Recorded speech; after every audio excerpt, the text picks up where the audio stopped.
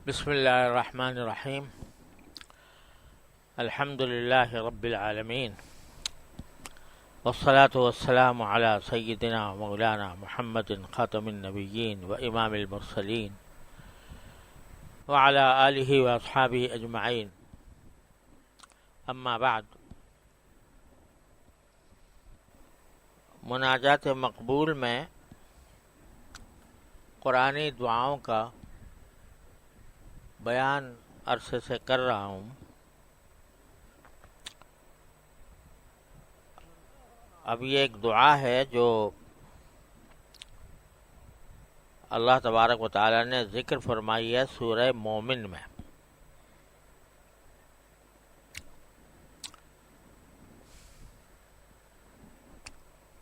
اور سورہ مومن، جس کو سورہ غافر بھی کہتے ہیں، یہ ان صورتوں میں سے ہے جو حوامیم کہلاتی ہیں. یعنی بہت سی صورتیں ایسی ہیں جو حامیم سے شروع ہوتی ہیں، تو یہ مسلسل آئی ہیں. حامیم کئی صورتیں ہیں سورہ احقاف تک، سورہ مومن سے لے کر سورہ احقاف تک. ان کو حوامیم کہا جاتا ہے، اور ان کو عرائس القرآن بھی کہتے ہیں. یعنی قرآن کی دلہنیں. یعنی ان کا جو اسلوب ہے، ان کا جو انداز ہے،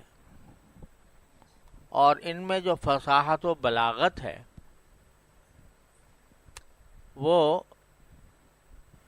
ایک خصوصی امتیاز رکھتی ہے اور زیب و زینت رکھتی ہے. اس لیے ان کو عرائس القرآن بھی کہتے ہیں. اور ان کی بڑی فضیلت ہے، فضیلتیں وارد ہوئی ہیں. اور اس میں اللہ تبارک و تعالی نے اپنی توحید اور اپنی قدرت اور اپنی رحمت اور اپنی حکمت، اس کا بیان کچھ نرالے انداز میں فرمایا ہے. تو اس میں یہ جو دعا ہے جو مناجات مقبول میں اگلی دعا جو ہم نے کل پڑھی تھی اس کے بعد آئی ہے، وہ ہے ربنا وسعت کل شیء رحمتا وعلما فاغفر للذین تابوا واتبعوا سبیلک وقہم عذاب الجحیم. ربنا وادخلهم جنات عدن التي وعدتهم ومن صلح من آبائهم وأزواجهم وذرياتهم إنك أنت العزيز الحكيم. وقهم السيئات ومن تق السيئات يومئذ فقد رحمته وذلك هو الفوز العظيم. یہ دعا اصل میں ملائکہ کی دعا ہے، فرشتوں کی.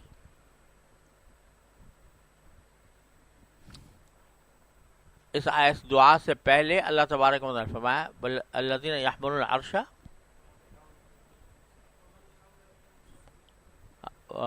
الذین یحملون العرش ومن حولہ. ہاں کیسے ہے بھائی آیت پوری؟ یسبحون بحمد ربہم ویقولون ویستغفرون للذین آمنوا. آگے اللہ تعالیٰ فرما رہے ہیں کہ وہ فرشتے جو عرش اٹھاتے ہیں،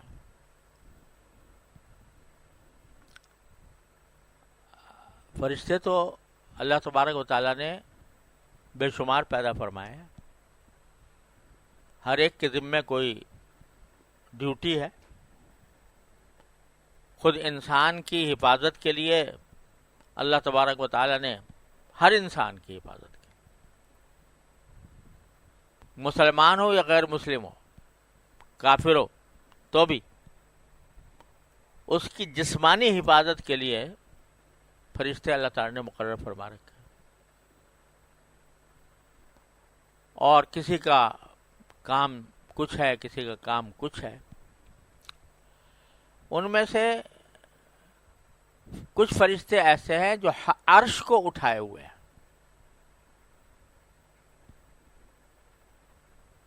اب عرش کیا ہے اور اس کی حقیقت و ماہیت کیا ہے، اس کی وسعت کیا ہے، یہ ہم اور آپ یہاں پر اس کا تصور ادراک کر نہیں سکتے. لیکن یہ بات طے ہے کہ ایک عرش ہے جو اپنا ایک مستقل وجود رکھتا ہے. عرش کے معنی تخت کے ہوتے ہیں. جیسے ایک بادشاہ ہوتا ہے تو وہ عام طور سے ایک تخت پر بیٹھتا ہے اور اس تخت پر بیٹھ کر حکمرانی کرتا ہے. تو اللہ تبارک و تعالی یوں تو بے نیاز ہیں تخت سے بھی، بیٹھنے سے بھی، لیکن اللہ تبارک و تعالی نے ہماری فہم سے، ہماری سمجھ سے قریب کرنے کے لیے اپنی سلطنت کا بیان فرمایا ہے. تو اس میں یہ بتایا کہ عرش بھی ہے ہمارا، اور اس کے اٹھانے والے فرشتے بھی ہیں. اور روایات سے یہ معلوم ہوتا ہے کہ قیامت سے پہلے پہلے عرش کو اٹھانے والے 4 فرشتے ہیں، کیونکہ 4 کونے ہیں اس کے. بظاہر اس لیے 4 فرشتے اٹھاتے ہیں اسے. لیکن آخرت میں قرآن کریم فرماتا ہے کہ وَيَحْمِلُ عَرْشَ رَبِّكَ يَوْمَئِذٍ ثَمَانِيَةٌ فَوْقَهُمْ يَوْمَئِذٍ ثَمَانِيَةٌ. اس دن اللہ تبارک و تعالی کے عرش کو 8 فرشتے اٹھائے ہوئے ہوں گے.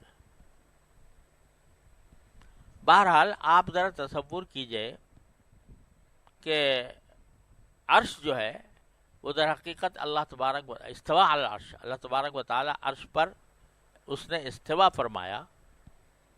استوا کی کیفیت اللہ تعالی بہتر جانتے ہیں. لیکن جو فرشتے کے باری تعالیٰ کے عرش کو تھامے ہوئے ہیں یا اس کو اٹھائے ہوئے ہیں، وہ انتہائی مقرب فرشتے ہوں گے. جب فرض کرو ایک بادشاہ ہے تو اپنے مختلف کارندے مختلف کاموں کے لیے بھیجتا ہے، تو بہت سو کو باہر بھیج دیتا ہے دوسرے کاموں کے لیے، اور کچھ ایسے ہیں جو بالکل اپنے پاس رکھتا ہے. وہ مقرب ترین لوگ ہوتے ہیں جو کوئی بادشاہ اپنے پاس رکھے، قریب رکھے ان کو. تو اس لیے فرمایا گیا کہ جو عرش اٹھانے والے فرشتے ہیں وہ بڑے مقرب ملائکہ ہیں، اور ان مقرب ملائکہ کا ایک مستقل لقب بھی ہے جو عام طور سے مشہور بھی ہے، کروبی. کروبی ان کا لقب ہے، اور فارسی میں بہت یہ لفظ استعمال بھی ہوا ہے کروبی، فرشتوں کے معنی میں مقرب فرشتے.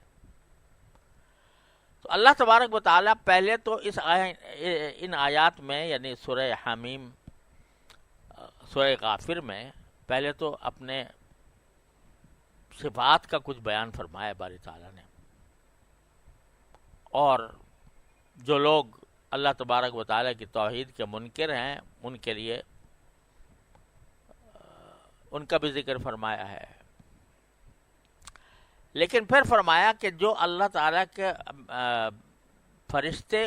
جو فرشتے اللہ تعالیٰ کے عرش کو اٹھائے ہوئے ہیں تو وہ کیا کرتے ہیں؟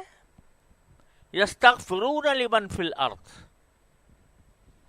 وہ زمین میں جتنے باشندے ہیں ان کے لیے استغفار کرتے ہیں، بخشش مانگتے ہیں کہ اللہ ان زمین والوں کو بخش دیجئے. وَيُسَبِّحُونَ بِحَمْدِ رَبِّهِمْ، اور اللہ تبارک و تعالیٰ کی تسبیح کرتے ہیں، یعنی پاکی بیان کرتے ہیں، باری تعالیٰ کی حمد کرتے ہیں. اب یہ استغفار پہلا کام جو ذکر کیا ہے اللہ تبارک و تعالیٰ نے ان حاملین عرش کا، وہ یہ کہ زمین والوں کے لیے استغفار کرتے ہیں اور ان کے لیے یہ دعا کرتے ہیں کہ ربنا وسعت کل شیء رحمتا وعلما. پہلے تو باری تعالیٰ کی تعریف کرتے ہوئے کہتے ہیں کہ ہمارے پروردگار، آپ کی رحمت اور آپ کا علم ہر چیز پر حاوی ہے. لہذا فاغفر للذین تابوا، لہذا جن لوگوں نے توبہ کی ہے ان کی مغفرت فرما دیجئے، جنہوں نے توبہ کی ہے واتبعوا سبیلک، اور جنہوں نے آپ کے راستے کی پیروی کی ہے. بقیہم عذاب الجحیم، اور ان کو جہنم کے آگ سے بچائیے. ایک تو یہ ربنا وادخلہم جنات عدن، اور اے ہمارے پروردگار ان کو دائمی جنت میں ان کو داخل فرما دیجئے. التی وعدتہم، جس کا آپ نے ان سے وعدہ کیا ہے، ان کو بھی داخل کیجئے. ومن صلح من آبائہم وازواجہم وذریاتہم، ان کو بھی جنت میں داخل فرمائیے، ان کے آبا کو بھی یعنی باپوں کو بھی، اور ان کی بیویوں کو بھی، اور ان کی اولاد کو بھی. انک انت العزیز الحکیم. بقیہم السیئات، اور ان کو برائیوں سے بچائیے. ومن تق السیئات یومئذ فقد رحمتہ، اور اس دن آپ نے جس کو برائیوں سے بچا لیا تو اس دن اس کے اوپر آپ کی رحمت آئے گی، اور یہی سب سے بڑی کامیابی ہے. یہ دعا ہے ان فرشتوں کی. اب ذرا اس بات پر غور فرمائیے کہ یہی فرشتے تھے جب حضرت آدم علیہ السلام کی تخلیق فرما رہے تھے باری تعالیٰ، اور ان سے کہا تھا کہ انی جاعل فی الارض خلیفہ، تو انہی کو تو تعجب ہوا تھا کہ اتجعل فیہا من یفسد فیہا ویسفک الدماء ونحن نسبح بحمدک ونقدس لک. آپ ایسی مخلوق پیدا کر رہے ہیں جو زمین میں فساد مچائے گی اور خون بہائے گی، اور ہم آپ کی کو اور کیا چاہیے؟ مطلب نحن نسبح بحمدک ونقدس لک، آپ کی تسبیح ہم کر رہے ہیں، آپ کی حمد ہم کرتے ہیں، آپ کی تقدیس ہم کرتے ہیں. تو ایسی مخلوق پیدا کرنے کا کیا مقصد ہے؟ سمجھ میں نہیں آیا کہ کیوں پیدا کر رہے ہیں ان کو. تو اللہ تعالیٰ نے فرمایا کہ انی اعلم ما لا تعلمون، میں وہ جانتا ہوں جو تم نہیں جانتے. تو مطلب یہ تھا کہ بھائی تم ہماری تسبیح کر رہے ہو یا تحمید اور تقدیس کر رہے ہو اور ہماری اطاعت کر رہے ہو، تو اس میں تمہارا کیا کمال ہے؟ ہم نے تمہیں معصیت کی اور گناہ کی صلاحیت ہی نہیں دی. تمہارے اندر وہ جذبہ ہی پیدا نہ کیا، وہ خواہشات ہی پیدا نہیں کی جو انسان کو گناہ کی طرف لے جاتی ہیں. اب ہم ایک ایسی مخلوق پیدا کر رہے ہیں جس کے دل میں جذبات بھی ہوں گے، خواہشات بھی ہوں گی، گناہ کے داعیے بھی اس کے دل میں پیدا ہوں گے، اور پھر وہ ہماری عظمت اور ہماری محبت کی وجہ سے اپنی ان خواہشات کو ملیا میٹ کرے گا، اور ان کو اب ناجائز خواہشات کو، گناہ کے جذبوں کو مٹا کر پھر ہمارا قرب حاصل کرے گا. تمہیں قرب حاصل ہے تمہاری تسبیح اور تقدیس کی وجہ سے، تمہاری اطاعت کی وجہ سے، جبکہ تمہارے اندر معصیت کی صلاحیت ہی نہیں. ہم اب ایسی مخلوق پیدا کرنے جا رہے ہیں کہ جس میں یہ ساری گناہ کے تقاضے ہوں گے، جذبات مچلیں گے، خواہشات پیدا ہوں گی، گناہ کے داعیے ابھریں گے، مگر جب یہ ان سارے گناہ کے تقاضوں کو مغلوب کر کے مٹا کر ہماری اطاعت کرے گا تو پھر وہ ایسا بن جائے گا کہ تمہارے حکم دیں گے کہ سجدہ کرو اس کو. سجدہ کروایا کہ نہیں آدم علیہ السلام کو؟ کون؟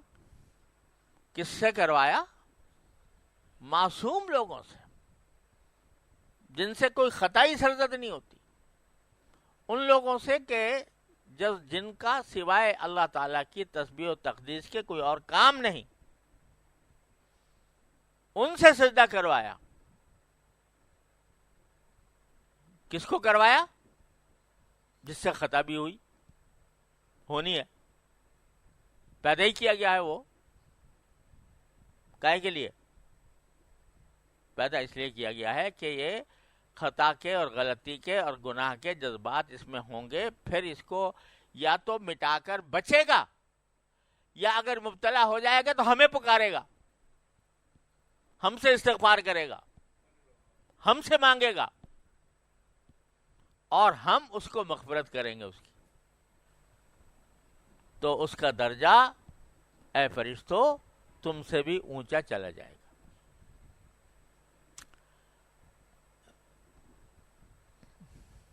میں نے ایک شعر میں اسی بات کو کہا ہے کہ ایک شعر تو یہ ہے کہ معصوم تھا نہ وقف سجود و دعا تھا میں، معصوم تھا نہ وقف سجود و دعا تھا میں، خوبی میری یہی تھی کہ اہل خطا تھا میں. خوبی میری یہی تھی کہ اہل خطا تھا میں، یعنی خطا کرنے کی صلاحیت میرے اندر موجود تھی، اور پھر موجود ہونے کے بعد میں نے یا تو بچا اس سے، یا اگر کہیں مبتلا ہو گیا تو میں نے اپنے پروردگار سے استغفار کیا، اپنی خاکساری کے ساتھ استغفار کیا. تو معصوم تھا نہ وقف سجود و دعا تھا میں، خوبی میری یہی تھی کہ اہل خطا تھا میں. اور ایک اور میں نے شعر کہا تھا کہ معصوم سر بخم تھے خطا کار کے حضور. معصوم سر بخم تھے، کیا مانا؟ سجدہ کر رہے تھے. معصوم کون؟ فرشتے. معصوم سر بخم تھے خطا وار کے حضور. اس انجمن رتبہ اس انجمن میں اس بے نوا کا ہے، رتبہ یہ اس انجمن میں یہ اس بے نوا کا ہے. تو اللہ تبارک و تعالیٰ نے انسان کو پیدا کیا تھا، اس وقت ان کے سمجھ میں نہیں آ رہا تھا کہ کیوں پیدا کیا جا رہا ہے، لیکن جب انہوں نے دیکھا کہ پیدا ہونے کے بعد یہ انبیاء کرام وجود میں آئے، انہوں نے کس طرح دین کو پھیلایا، کس طرح انسان کو غفلت سے اور گناہوں سے بچانے کی تدبیریں بتائیں، اور کس طرح باوجود گناہ کے جذبے کے ان کو نیکی کی طرف دعوت دی اور نیکی کے لیے تربیت فرمائی. تو اب ان کو پتہ چلا کہ اچھا یہ مخلوق تھی، تو اب ان کے لیے یہ دعا کرتے ہیں یستغفرون لمن فی الارض، کیونکہ یہ تو پتا ہے کہ بھئی پیدا ہی کیا گیا تھا یہ اس وجہ سے کہ اس میں صلاحیت تھی گناہ کی. تو اب اس کا مقام بہت اونچا ہے. اگر یہ گناہ سے بچ جائے تو ایک طرف تو استغفار کرتے ہیں زمین والوں کے لیے، اور اپنی جو اصل کام ہے وہ تو کرتے ہی ہیں، یسبحون بحمد ربہم. اور پھر فرمایا، پھر جو دعا اس طرح کرتے ہیں ربنا وسعت کل شیء رحمت و علما، اے اللہ آپ کی رحمت، آپ کا علم سارے جہان پر وسیع اور کشادہ ہے. فاغفر للذین تابوا، تو آپ مغفرت کر دیجئے ان کی جو آپ کی طرف رجوع کریں. تابو، تابا یتوبو کے معنی عربی میں آتے ہیں لوٹنے کے، یعنی جو لوٹیں. اور لوٹنے کے معنی یہ ہیں کہ اے اللہ آپ سے دنیا کی اور گناہ کی خواہشات سے منہ پھیر کر آپ کی طرف متوجہ ہوں. ثم تاب علیہم لیتوبوا، قرآن شریف نے ایسے معنی میں فرمایا. تو آپ ان کے جو توبہ کرنے والے ہیں اور آپ کی طرف رجوع کرنے والے ہیں ان کی مغفرت فرما دیجیے، تاکہ آپ کا جو مقصد تخلیق ہے وہ پورا ہو. آپ نے جس کام کے لیے انسان کو پیدا کیا وہ پورا ہو. تو آپ ان کی کیا کیجئے؟ مغفرت کیجئے. اور جو جنہوں نے توبہ کی واتبعوا سبیلک، اور جنہوں نے آپ کے راستے کے پیچھے چلے، وقہم عذاب الجحیم، اور ان کو جہنم کے عذاب سے بچا لیجیے. تو اللہ تبارک و تعالیٰ فرما رہے ہیں کہ یہ فرشتے اب ان کا کام ایک تو عرش کا اٹھانا ہے، اور عرش کے اٹھاتے ہوئے وہ یہ تم سب کے لیے اے انسانوں دعا کر رہے ہیں، تمہارے لیے استغفار کر رہے ہیں. اگرچہ ان سے تمہیں سجدہ کرایا گیا تھا، تمہارے جد امجد کو سجدہ کرایا گیا تھا، لیکن اس کی وجہ سے ان کے دل میں کوئی حسد نہیں پیدا ہوا کہ بھئی یہ ہم تو ساری زندگی سے چلے آ رہے تھے اور تسبیح و تعمید کر رہے تھے، اور یہ ایک نئی مخلوق آ گئی نو وارد، اور اس کو جناب اس میں وہ گناہ بھی کرتی ہے اور پھر سجدہ بھی ہم سے کرایا جا رہا ہے اس کے. تو ایسا کوئی حسد پیدا نہیں ہوتا ان کے اندر، بلکہ وہ اور زیادہ تمہاری خیر خواہی کرتے ہیں. خیر خواہی کیا کرتے ہیں؟ دعا کر رہے ہیں مستقل تمہارے لیے. تو اے بندو، جب ہم نے اپنے فرشتے ایسے متعین کر رکھے ہیں جو ہر وقت تمہارے لیے دعا کرتے رہتے ہیں، تو کچھ تو قدر پہچانو کہ ہم نے ہماری رحمت کے قریب تو آ جاؤ. جب وہ تمہارے لیے استغفار کر رہے ہیں اور تمہارے لیے دعا کر رہے ہیں، تمہارے لیے تمہاری خیرخواہی کر رہے ہیں، تو تم کم از کم سمجھ لو کہ مجھے کیوں پیدا کیا گیا تھا اور میں کیا کر رہا ہوں. ایک بات تو یہ. دوسری بات یہ، اللہ تبارک و تعالیٰ یہ سکھا رہے ہیں اس کے ذریعے کہ جو اللہ کا نیک بندہ ہوتا ہے وہ صرف اپنے لیے نہیں جیتا، خود غرض نہیں ہوتا کہ بس میں ہوں اور مجھے اپنی نجات سے غرض ہے، مجھے اپنے جنت میں پہنچنے سے غرض ہے، اور ساری دنیا سے میں بے نیاز ہوں. یہ نیک آدمی کا کام نہیں ہے. نیک آدمی کا کام یہ ہے کہ خود بھی نیک بنے اور دوسروں کی نیکی کے لیے کوشش بھی کرے، اور اس کوشش کا ایک حصہ یہ ہے کہ ان کے حق میں دعا کرے. یہ بڑا عظیم سبق ہے جو باری تعالیٰ نے دیا ہے ان آیات میں. دوسرے کیوں؟ رسول کریم صلی اللہ علیہ وسلم نے فرمایا کہ الدین النصیحہ. دین نام کا ہے خیر خواہی کا، ہر ایک کی خیر خواہی. یہاں تک کہ یہ فرمایا النصح للہ. اب اللہ کی خیر خواہی کیا ہوگی؟ وہاں پر معنی یہ ہے کہ اللہ تبارک و تعالیٰ کی اطاعت، کہ ہر وقت آدمی اللہ تعالیٰ کی اطاعت میں لگا رہے. بلی رسول ہی.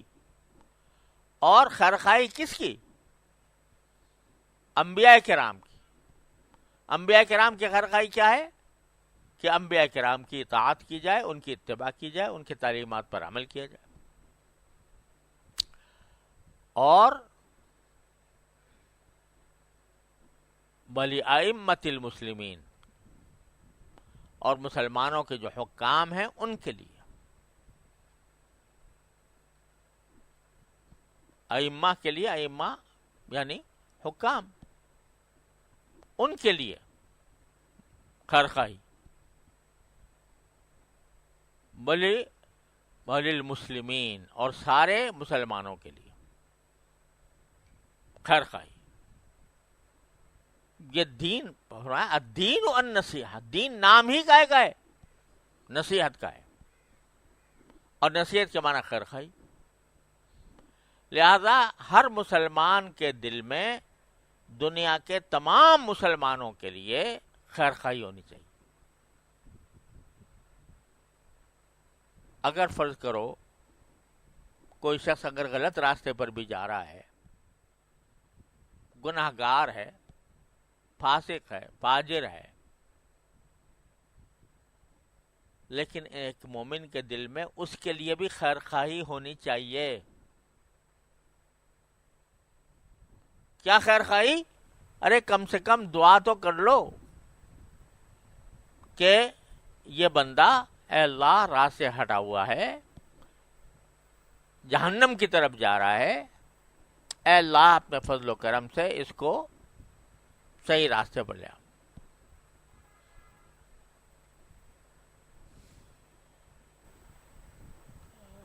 اب یہ ذرا ہم سب اپنے گریبان میں منہ ڈال کے دیکھیں کہ ہم چونکہ اپنے آپ کو یہ سمجھتے ہیں کہ بھئی ہم اہل دین ہیں، دیندار ہیں، دینداروں کی صحبت میں رہتے ہیں، تو جو اللہ بچائے گناہوں میں مبتلا ہیں، فسق و فجور میں مبتلا ہیں، دین سے دور ہیں، برگشتہ ہیں، کبھی ان کے لیے دعا کی؟ ان کو برا بھلا کہنا تو دن رات ہے. یہ فاسق و فاجر لوگ ہیں، یہ سیکولر ہیں، یہ لبرلز ہیں، اور ان کی تردید کے لیے اور ان سے لوگوں کو برگشتہ کرنے کے لیے طرح طرح کے تانے بھی ان کو دیتے ہیں ہم، اور اس کو دین کا تقاضا سمجھتے ہیں. لیکن کیا کبھی یہ بھی سوچا کہ یہ گمراہ ہیں، اللہ بچائے، اور یہ بیمار ہے، اور بیمار پر غصہ نہیں آتا ہے، بیمار پر غصہ نہیں آتا، بیمار کے لیے دل میں ترس آتا ہے. تو ان کے حق میں دعا کرنی چاہیے. دن رات ہماری زبانوں پر یہ سارے بظاہر جن کو بے دین کہا جاتا ہے، تو مجھے تو یہ لفظ استعمال کرتے ہوئے بھی ڈر لگتا ہے. تو کہا جاتا ہے اور ان کی مذمت کی جاتی ہے، کرنا ہی چاہیے، ان کے افعال کی باقی مذمت کرنی چاہیے، لیکن ان کی اس طرح مذمت کی جاتی ہے جس میں تحقیر شامل ہوتی ہے.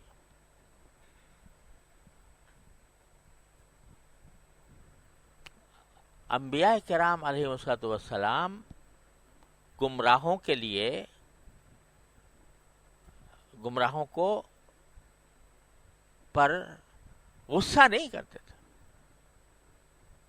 بلکہ گمراہوں کے لیے خیر خواہی فرماتے تھے، دعوت دیتے تھے اور دعائیں کرتے تھے. اللہم اہد قومی فانہم لا یعلمون.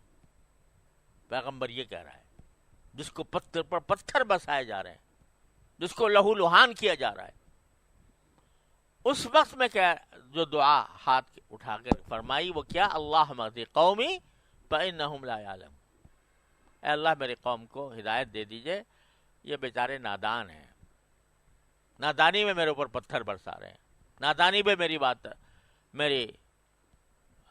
مجھے تکلیف پہنچا رہے ہیں۔ تو جیسے ایک بیمار ہوتا ہے تو آپ کیا غصہ کریں گے اس پہ؟ کیوں بیمار ہو گیا؟ فرق اتنا ہے کہ بیمار جو ہوتا ہے وہ اپنے اختیار سے نہیں ہوتا، اور جو اللہ بچائے فسق و فجور کا راستہ اختیار کرتا ہے وہ اپنے اختیار سے کرتا ہے۔ لیکن اس لحاظ سے دونوں برابر ہیں کہ وہ جسمانی بیمار ہے یا روحانی بیمار ہے، لہذا آپ ان کی ذات سے خیر خواہی کرنی چاہیے، ان کے افعال کی مذمت، ان کے افعال سے برات، ان کے کاموں سے برات کہ وہ کام جو کچھ کر رہے ہیں غلط کر رہے ہیں، لیکن ان سے ان کی تحقیر نہیں، اور ان کی تحقیر اس معنی میں نہیں کہ ان کے حق میں دعا کریں، یا اللہ ان کو ٹھیک کر دیجئے، صحیح راہ راست پر لے آئیے، جیسے فرشتے کر رہے ہیں ہم سب کے لیے۔ تو النصح لکل مسلم، اس کا تقاضا یہ ہے کہ ہر مسلمان جو کسی غلط راستے پر جا رہا ہے اس کی تحقیر و تذلیل کے بجائے، اس کے عمل کی تحقیر و تذلیل بے شک ہو، لیکن اس کی ذات کی تحقیر و تذلیل کے بجائے اس سے خیرخواہی کا مظاہرہ کیا جائے، اس کو دعا کی جائے، اس کے لیے دعا کی جائے۔ اور یہ در حقیقت یہ جو غلط راستہ ہے نا تحقیر و تذلیل کا، بجائے خیرخواہی کے، دعا کرنے کے، ہر وقت تذکرے ان کی بے دینی کے، ہر وقت تذکرے ان کی بے راہ روی کے، یوں ہو رہا ہے، یوں ہو رہا ہے، یوں ہو رہا ہے، یہ کر رہے ہیں، وہ کر رہے ہیں، وہ کیوں ہوتا ہے؟ یہ کیوں ہو رہا ہے؟ یہ اس لیے ہو رہا ہے کہ ہم نے اپنے دماغ میں یہ تصور بٹھا لیا کہ بھئی ہم تو بڑے پاک باز ہیں، اور ہم بڑے دیندار ہیں، اور یہ ہمارے سامنے ان کی کیا حقیقت؟ ہم نماز پڑھنے والے، ہم مسجدوں میں جانے والے، ہم روزے رکھنے والے، ہم حتی الامکان گناہوں سے بچنے والے، ان کو نہ نماز کی فکر، نہ روزے کی فکر، نہ حج زکوٰۃ کی فکر، نہ گناہوں سے بچنے کی فکر۔ تو پہلے اپنے آپ کو پاک باز قرار دینے کا ایک تصور دل میں پیدا ہو گیا کہ نہیں ہو گیا؟ جب ان کے مقابلے میں، ٹھیک ہے، اور ان کو سمجھ لیا گیا کہ یہ حقیر ہیں، ذلیل ہیں ہمارے مقابلے میں۔ اب یہ راستہ ہی ٹیڑھا ہو گیا، یہاں سے راستہ ہی ٹیڑھا ہو گیا۔ ارے بھائی، تمہیں اللہ تعالیٰ نے جو توفیق دے دی، اللہ تعالیٰ کا کرم ہے، تمہیں ایسے خاندان میں پیدا کر دیا، تمہیں ایسا ماحول عطا کر دیا، تمہیں ایسی صحبت بخش دی جس کے نتیجے میں تمہیں اللہ تعالیٰ کے فضل و کرم سے ان اعمال کی توفیق ہو رہی ہے، اس کا شکر ادا کرو۔ اور جو ہے دوسرے لوگ جو ہیں ان کے حق میں ان کی خیرخواہی کرو، ان کے حق میں دعا کرو۔ میرے جو خسر صاحب تھے مرحوم، اللہ تعالیٰ ان کے درجات بلند فرمائے، جناب شرافت علی صاحب، بزرگوں کے صحبت یافتہ تھے اور بزرگوں کے چہیتے تھے، سارے بزرگوں کے۔ ہمارے حضرت شاہ عبدالغنی پھول پوری رحمۃ اللہ علیہ کیا، اور ہمارے حضرت والد صاحب رحمۃ اللہ علیہ کیا، اور حضرت مولانا قاری فتح محمد صاحب کیا، جتنے بڑے بڑے بزرگ تھے ان کی خدمت اور ان کے صحبت میں جانا، اٹھنا بیٹھنا، اور تمام جو بڑے ہمارے بڑے علماء تھے اور اکابر تھے، ان سب کے چہیتے تھے، یعنی ان سے محبت کرتے تھے سب. ان کی ایک عادت میں نے عجیب دیکھی، مجھے بڑا اس کا اب تک مجھے بڑا اس کا یاد رہتی ہے کہ اگر کسی کا تذکرہ آ گیا کسی ایسے شخص کا جو اللہ بچائے دین سے غافل ہے، تو کبھی اس طرح نہیں کہتے تھے کہ بھئی وہ تو بددین ہے، وہ یا فاسق فاجر ہے، یا گناہ گار ہے، یا برا ہے. ان سے ان کا اگر تذکرہ آ گیا، ہاں بیچارے نماز نہیں پڑھتے، بیچارے کہہ کر، جیسے کسی بیمار کو کہتے ہیں نا بیچارے کو یہ کینسر ہو گیا ہے، سمجھے نا، تو وہ اس کے اوپر ترس کھا رہے ہوتے تھے. جیسے اب جب کسی کی ہم تذکرہ کریں، وہ بیمار ہو گیا، تو ہم یہی کہتے ہیں نا بھائی بیچارے کو اللہ تعالیٰ اس کو شفا دے دے. تو اسی طریقے سے وہ یہ الفاظ استعمال کرتے ہیں، بیچارے نماز نہیں پڑھتے. یعنی جب ضرورت پیش آ جائے یہ اس بات کے بیان کرنے کی، ویسے تو کبھی بے ضرورت تو نہیں کہتے تھے کبھی بھی کسی کو کہنا، لیکن ضرورت پیش آ جائے تو یہ عنوان اختیار کرتے ہیں، بیچارے یہ کرتے ہیں. کسی بارے گفتگو، بیچارے پینے پلانے کے عادی تھے بیچارے، تو اس کو بیچارے کے لفظ سے بولتے تھے. تو مطلب یہ کہ اگر فرض کرو کوئی ہے غلط راستے پر، تو اپنے آپ کو کوئی بڑا سمجھ کے، اپنے آپ کو بہت اونچا سمجھ کے، اس کے مقابلے میں اگر آپ اس کی مذمت و تذکرہ کرو گے تو یہ ایک تحقیر اور تذلیل کا انداز ہوگا جو اللہ تعالیٰ کو پسند نہیں، بلکہ ترس کھاؤ اس کے اوپر اور خیر خواہی کرو. خیر خواہی یہ کرو کہ دعا کرو، یا اللہ اس کو ٹھیک کر دیجئے،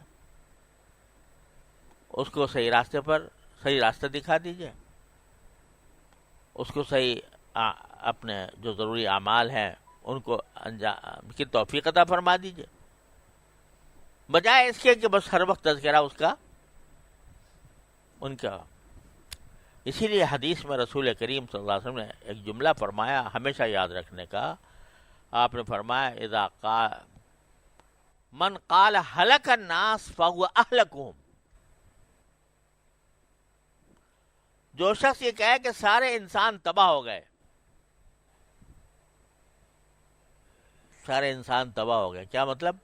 کہ سارے انسان جو ہیں وہ بددین ہو گئے، بے گمراہ ہو گئے، فاسق فاجر ہو گئے، گناہگار ہو گئے. ہلاک الناس، لوگ تباہ ہو گئے. جو یہ کہتا ہے کہ سارے لوگ تباہ ہو گئے، فَهُوَ أَهْلَكُهُمْ، وہ ان میں سب سے زیادہ تباہ حال ہے. وہ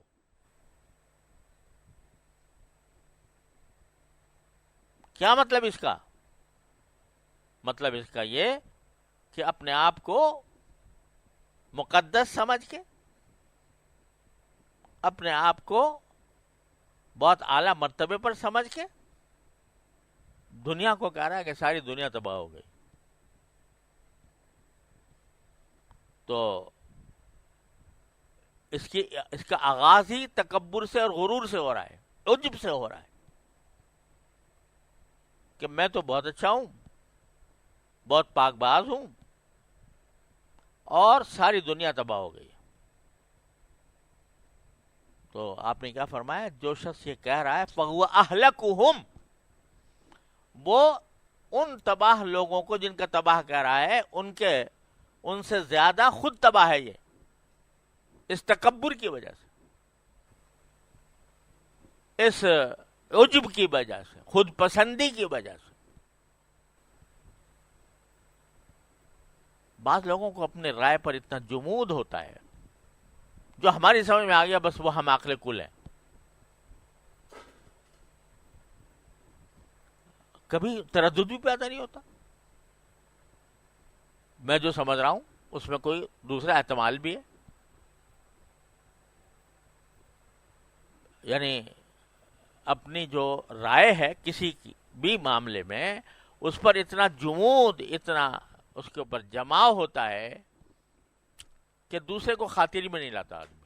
جو دوسرا کہہ رہا ہے وہ غلط ہے، بیوقوف ہے وہ، عقل کل تو میں ہوں.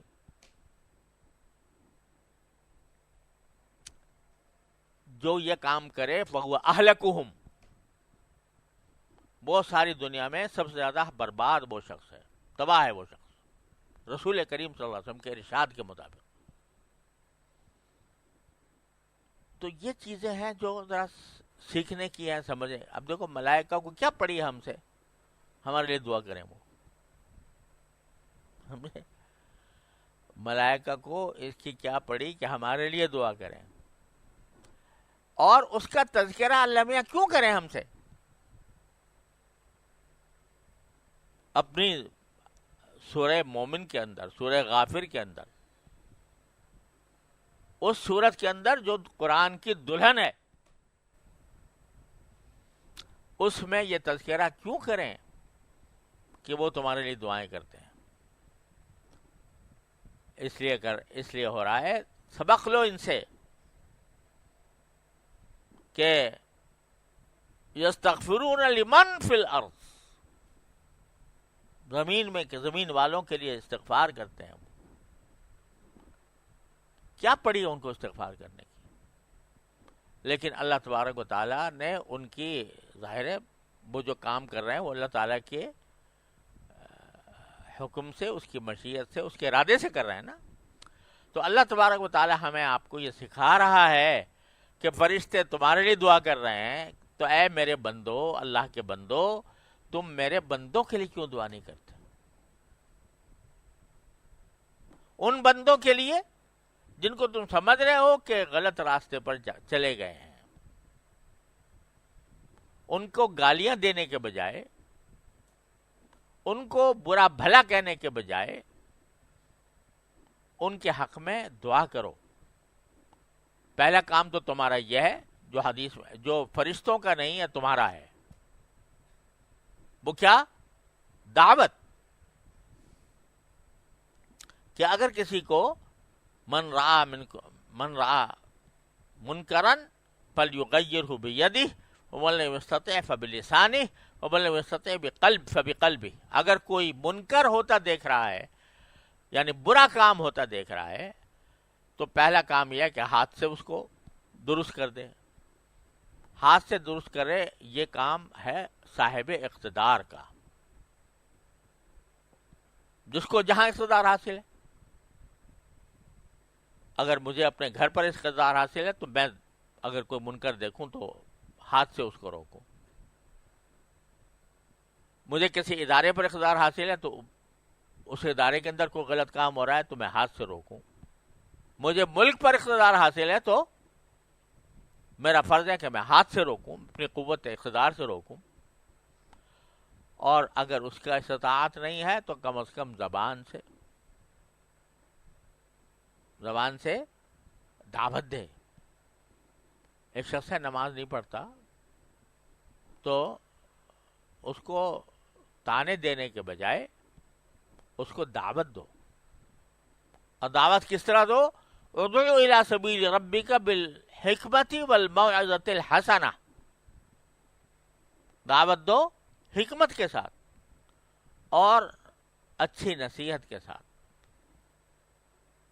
موقع محل دیکھ کے، اس کو ایسی جگہ جہاں اس کی تذلیل نہ ہو، خلوت میں، تنہائی میں، محبت کے ساتھ، پیار کے ساتھ اس کو بلاؤ، دعوت دو. یہ فرشتوں کے ذمے نہیں ہے یہ کام، لیکن تمہارے ذمے ہے. فرشتوں نے تمہیں سجدہ کیا تھا، کیوں کیا تھا؟ کہ تم کنتم خیر امت اخرجت للناس، تم صرف اپنے لیے پیدا نہیں ہوئے ہو بلکہ ساری دنیا کے لیے، انسانوں کے لیے پیدا ہوئے ہو. تأمرون بالمعروف وتنہون عن المنکر. یہ دعوت بے شک تمہارا کام ہے، لیکن دعوت کے بھی آداب ہم نے بتا دیے ہیں. ادع الی سبیل ربک بالموعظۃ بالحکمت والموعظۃ الحسنہ وجادلہم باللتی ہی احسن. اگر کبھی بحث مباحثے کی بھی نوبت آ جائے تو بھی اچھے طریقے سے کرنا، بازاری انداز اختیار نہ کرنا. تو یہ بے شک تمہارا کام ہے اور یہ خیر خواہی کا حصہ ہے. المومن مرآت المومن، مومن مومن کا آئینہ ہوتا ہے. یعنی جیسے آئینہ ہے، اس کے سامنے آدمی کھڑا ہو جائے تو اسے اپنا عیب نظر آ جائے گا. اسی طرح ایک مومن دوسرے مومن کے لیے ایک آئینہ ہے. اگر اس کا کوئی عیب ہے تو اس کو بتا دیتا ہے، لیکن اسی کو بتاتا ہے، گاتا نہیں پھرتا ساری دنیا میں. تو یہ بے شک تمہارا کام ہے کہ دعوت دو. دعوت چاہے زبانی ہو، چاہے تحریری ہو، چاہے انفرادی ہو اور چاہے اجتماعی ہو. اجتماعی تحریر کے ذریعے تو یہ کام بے شک ہے. اور دوسرا کام یہ ہے کہ ان کی خیر خواہی کی خاطر ان کے حق میں دعا کرو. یا اللہ ہمارے بھائی ہیں یہ سب، یہ بھی ہماری طرح کے آپ کے بندے ہیں. ایک بیماری میں، روحانی بیماری میں پھنس گئے ہیں، اللہ نکال لیجیے ان کو، اللہ ان کی اصلاح فرما دیجیے، ان کی مغفرت فرما دیجیے. یہ ہے ایک مومن کا کام. اب ہم ذرا دیکھ لیں اپنے آپ کو. جن لوگوں کی کارروائیوں کو، کاموں کو ہم برا سمجھتے ہیں، ان کے بارے میں یہ جذبات ہیں ہمارے اندر یا نہیں ہیں؟ دشمنی کے جذبات ہیں یا خیر خواہی کے ہیں؟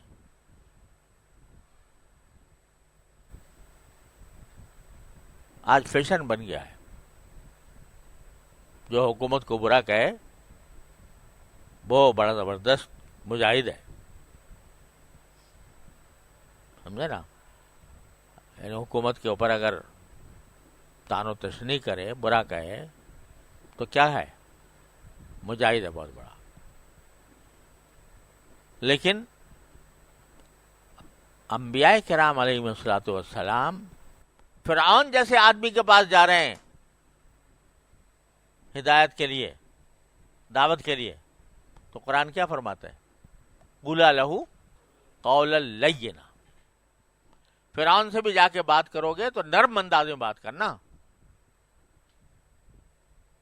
لعلہ یتذکر او یخشی، ہو سکتا ہے کہ وہ نصیحت قبول کر لے، ہو سکتا ہے اللہ سے ڈر جائے. حالانکہ اللہ تعالیٰ کو معلوم ہے کہ نہ نصیحت قبول کرے گا، نہ اس کے اندر میں خدا کا خوف پیدا ہوگا آخر دم تک. لیکن داعی کو یہ بتا رہے ہیں موسیٰ علیہ السلام کو کہ تمہارے دل میں امید ہونی چاہیے.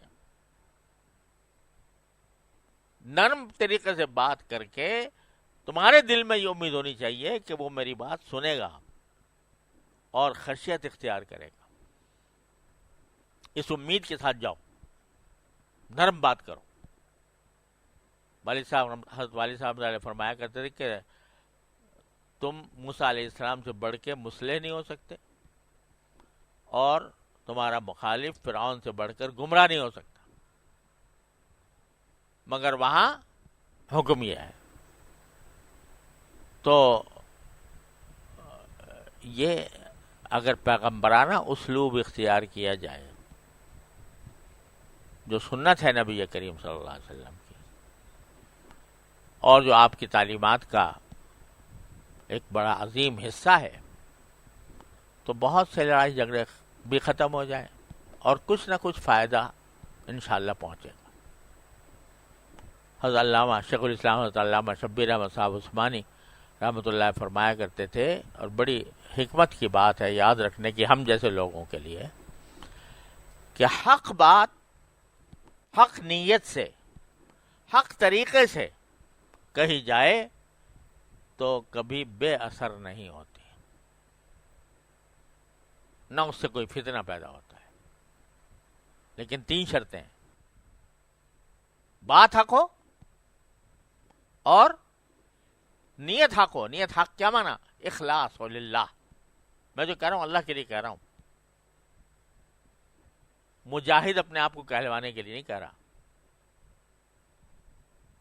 سمجھے نا؟ لوگوں کی تعریف حاصل کرنے کے لیے نہیں کہہ رہا. اپنا مرتبہ لوگوں کے دلوں میں بڑھانے کے لیے نہیں کہہ رہا، بلکہ اللہ کے لیے کہہ رہا ہوں.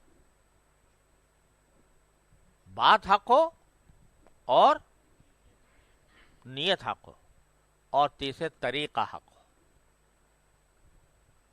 کہ بات ہے بھی حق، نیت بھی حق ہے، لیکن طریقہ حق نہیں ہے. بجائے خیر خواہی کے آپ نے اس دوسرے کے اوپر لٹھ مار دیا، یعنی ایسا جملہ کہہ دیا جو اس کے اوپر لٹھ کی جگہ طرح جا کے پڑا، تو وہ بجائے فائدے کے نقصان پہنچائے. تو بھائی خلاصہ کلام یہ ہے کہ اس